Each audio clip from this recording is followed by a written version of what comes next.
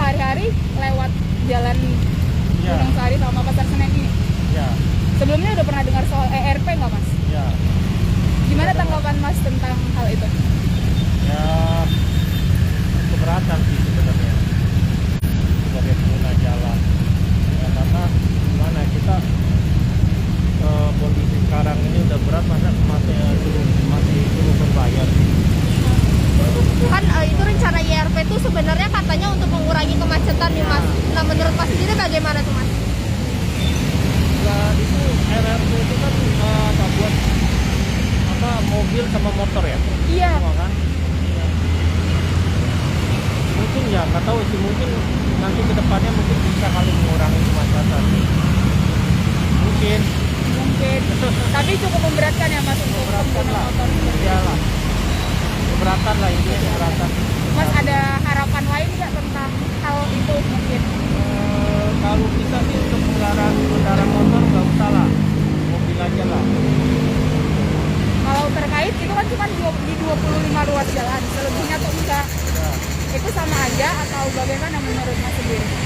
menurut saya sama aja. Iya.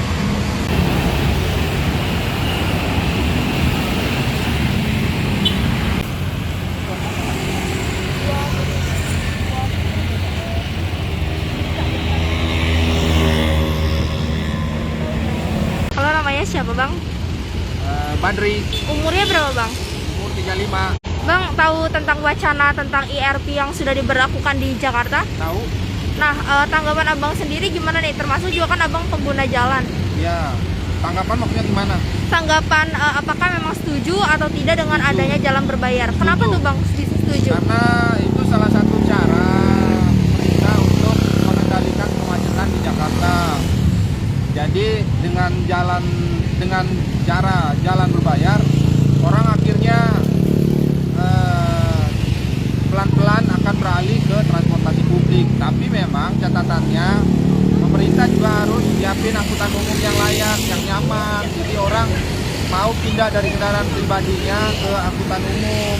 Oh berarti memang tidak keberatan ya Mas ya kalau misalkan harus bayar gitu nantinya di jalanan. Tidak keberatan. Oh. Saya setuju aja karena itu cara untuk memindahkan orang dari kendaraan pribadi ke angkutan umum. Tapi bagaimana tanggapannya soal masyarakat kecil yang memang punya penghasilan rendah tapi dia punya mobilitas yang tinggi, sementara juga kan untuk transportasi umum juga belum masuk ke daerah pelosok-pelosok. Nah, itu catatan buat pemerintah. Jadi kalau mau menerapkan jalan berbayar harus ada klasifikasi khusus buat masyarakat yang tidak mampu. Misalnya salah satunya adalah ojek online.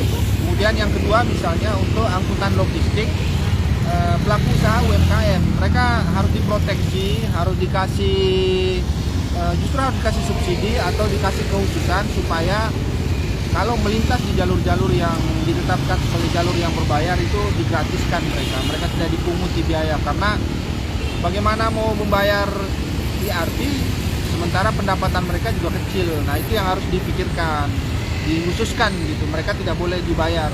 Termasuk juga angkutan-angkutan lain yang banyak melibatkan atau digunakan kendaraan-kendaraan kecil yang digunakan oleh masyarakat kecil, itu juga harus dipikirkan, mereka tidak boleh. Berarti harapan Abang apa Bang?